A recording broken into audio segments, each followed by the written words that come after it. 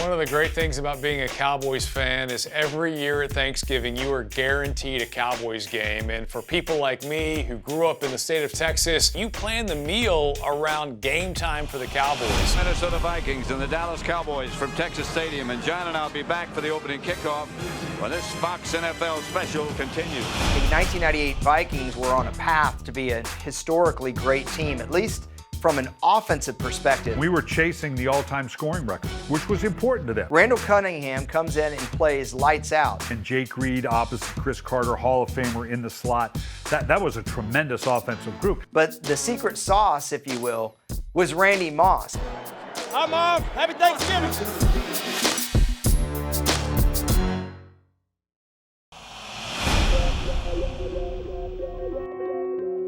There's been different speculation as to why Randy Moss fell in the draft. I think maturity would probably be number one. Well, Denny Green came to me early in the morning, and he said, Brian, we're going to get Randy Moss.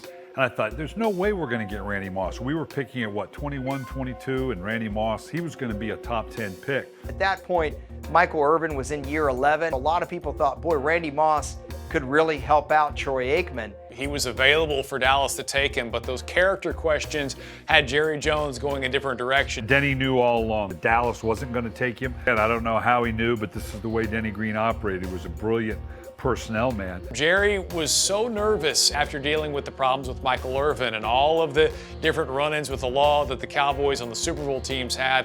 He just felt like Randy Moss wasn't worth the risk. Dallas Cowboys select defensive end from North Carolina, Greg Ellis. It's a really good question. Why Jerry Jones, given his track record of taking guys that have a little bit of a risk attached to them, why not then? I was aware of Moss. I knew what a dynamic talent was. I'd looked at some film, but I hadn't done the detailed research on him simply because it was one of those, hey, there's no way we're going to get this kid. But when he got past the top 10, he got past Dallas, there was a void in there. And as the day kept going on, I'm thinking, my God, Denny's right.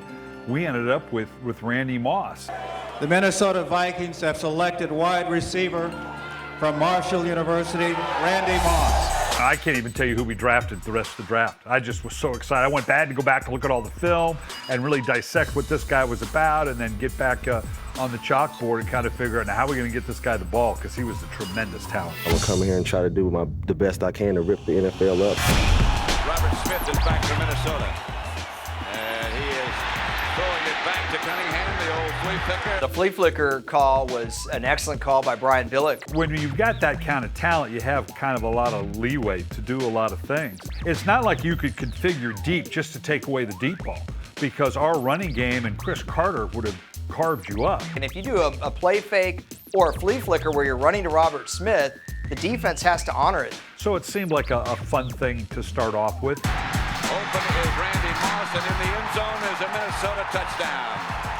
Yep, you knew they were going to do it. The fans knew they were going to do it. The Dallas Cowboys knew they were going to do it. You knew they were going to do it early. And obviously, the good thing is down the field when you're talking about Randy Moss, he can be not open, he can be open, doesn't matter. The play's likely going to work. Here's Kevin Smith here, and you're going to see him take a little bite there. Kevin Smith was a very good player early in his career. He looks back, he sees the pitch, and by now it's too late. He couldn't keep up with Randy Moss speed-wise. And size-wise, Randy Moss clearly had a height advantage. He was no match for Randy Moss. Because Randy Moss, with Deion Sanders out, could be the fastest player in the NFL. I only had Randy for 1 year, and people always ask me, how was Randy to work with? He was a dream to work with for me. Now it's going to get fun because they got to pressure. So there's going to be some flash lightning calls in the huddle. They got to pressure now, so we ain't done. I had the perfect receiving core to mentor Randy to come into the league, and he was highly motivated. He was on a mission to show all those teams that passed on him what a mistake that was.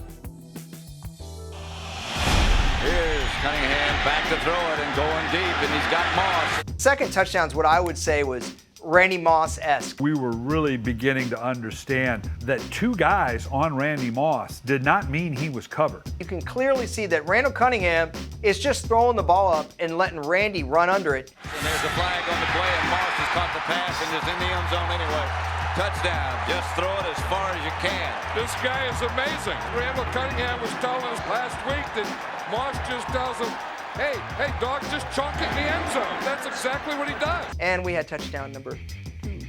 And Denny would never tell you what to do, but he would suggest at times.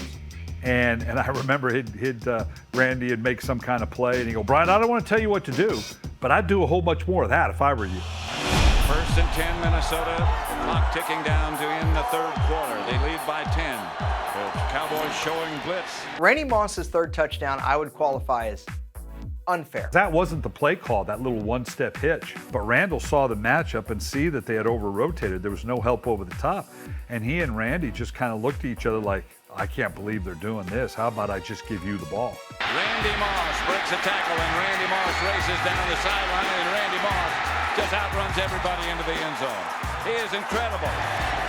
Charlie Williams, a guy the Cowboys had drafted to be a safety 3 years before. They're playing him at corner. Here's Charlie Williams, and you're going to see it's just a little 3-yard go. Charlie Williams is there.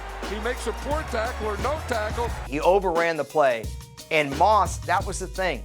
He could go from 0 to 60 in no time. And then when Randy Moss gets here, he just outruns everyone. I mean, he is fun to watch. Phillips had the angle. He had everything. Yeah, angles and all those things don't mean anything against speed.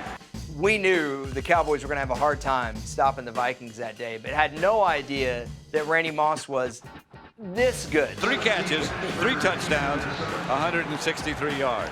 My gosh, what are we playing Tecmo Super Bowl here? This was just salt in the wound for Cowboys fans who felt like he should have been in Dallas. He's fired up, and that's the way you talk to a guy like that. You just go up and start punching him. The fact that it was a Thanksgiving game, it was special. You knew the whole world, whole country was watching. The fact that it was in Dallas and obviously all that meant, being on the road, that was one of the most memorable games I have of that magical year with Randy Moss.